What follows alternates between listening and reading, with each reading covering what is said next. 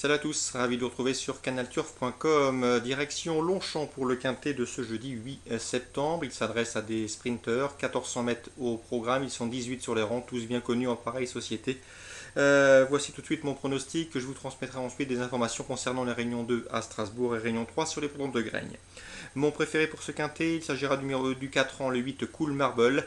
Il m'a bien plu en se classant deuxième dernièrement du Grand Handicap de Deauville sur ses 100 mètres le 15 août.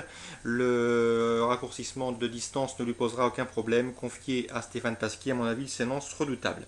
Je lui opposerai le numéro 9, Salut l'Africain, qui n'a plus à faire ses preuves en pareille société. Le cheval a déjà gagné sur ce parcours, c'était en 2008. Sachez également qu'en dernier lieu, dans une épreuve de toute bonne fortune, le handicap bien composé, eh bien, il a terminé certes septième, mais non loin des premiers de cette épreuve relevée.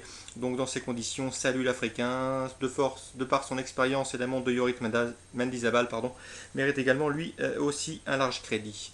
Le numéro 2, Calari Gold, attention à lui, il se recommande de quelques performances intéressantes. Il débute ici dans les handicaps avec quelques prétentions. Difficile de savoir s'il est pris à sa juste valeur, mais en tout cas, mieux vaut l'inclure en bon rang dans une sélection.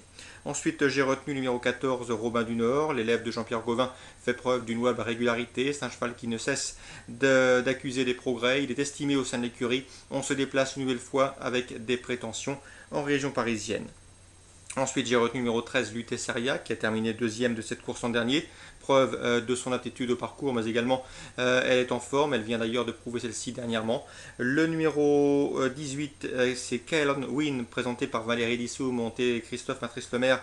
Ce cheval demeure intermittent, mais il faut noter qu'il avait terminé quatrième de cette course l'an dernier. Donc la méfiance s'impose. Ensuite, on retiendra le numéro 7, Cartel, qui a terminé, lui, quatrième du Grand Handicap de Deauville, non loin d'ailleurs de Cool Marble, notre préféré dans cette épreuve. Attention aussi au numéro 11, c'est Yangon. Il est tenu en estime par Mathieu Le Forestier, qui fait du très bon travail avec lui, confié une nouvelle fois à Fabien Lefebvre, qui le connaît parfaitement bien. Donc c'est peut-être un outsider séduisant dans cette épreuve relativement ouverte. Résumé chiffré pour ce quintet, le 8, Cool Marble, le 9, Salut l'Africain, le 2, Calari Gold. Ensuite, le 14, Robin du Noir, le 13, Lutesaria, le 18, Kaelon Win. Ensuite, le numéro 7, Cartel, devant le numéro 11, c'est Yangon. Direction Strasbourg pour la Réunion 2, une information procurée et fournie par Grégoire Raffestin. Il présente deux chevaux dans la troisième. Sa préférence va au 311 Titan de la Pierre. Le cheval d'après lui est en plein devenir. Un cheval qui ne cesse d'accuser des progrès. Il est devenu beaucoup plus maniable.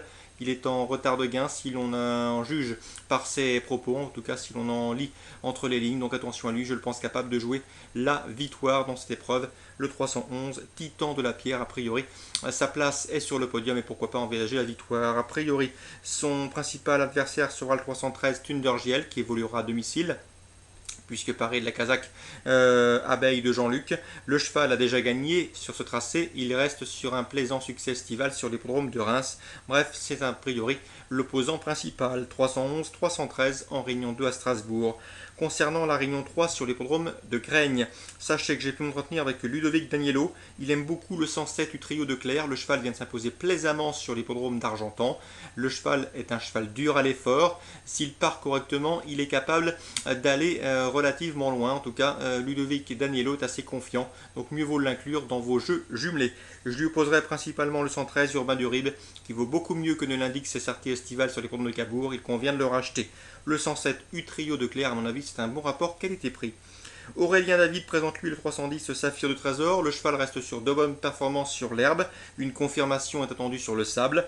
Attention toutefois, le 317 Spleen, même aux 25 mètres, s'annonce comme un sérieux rival. Le cheval est un petit peu en retard de gain.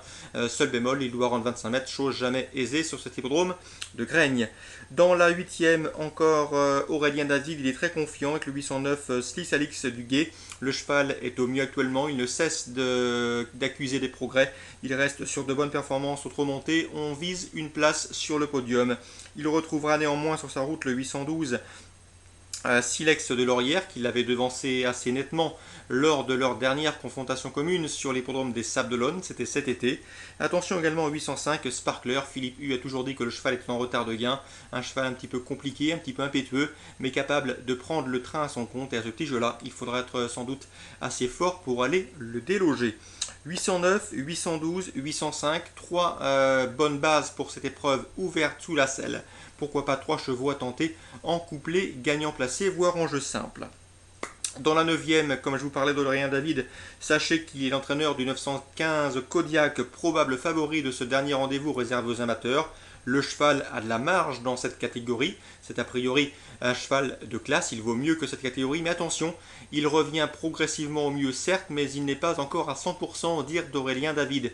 Donc il a les moyens de s'imposer, mais si sa cote est très faible, attention, c'est loin d'être un penalty, c'est loin d'être sûr, d'autant que de bons engagements l'attendent en Paris Société en région parisienne prochainement. Donc oui, c'est bien, c'est une première chance théorique, mais de là en faire un penalty, méfiance. Son entraîneur Aurélien David a ouvert le parapluie, nous disant que Kodiak pouvait encore être mieux et qu'il allait l'être au cours des prochaines semaines. Information que je tenais également à vous transmettre. D'ailleurs, l'interview de bon nombre d'entraîneurs précités sont disponibles sur la rubrique Canal Turf Radio. Voilà, tout est dit pour ce jeudi 8 septembre. Très bon jeu à tous, rendez-vous demain.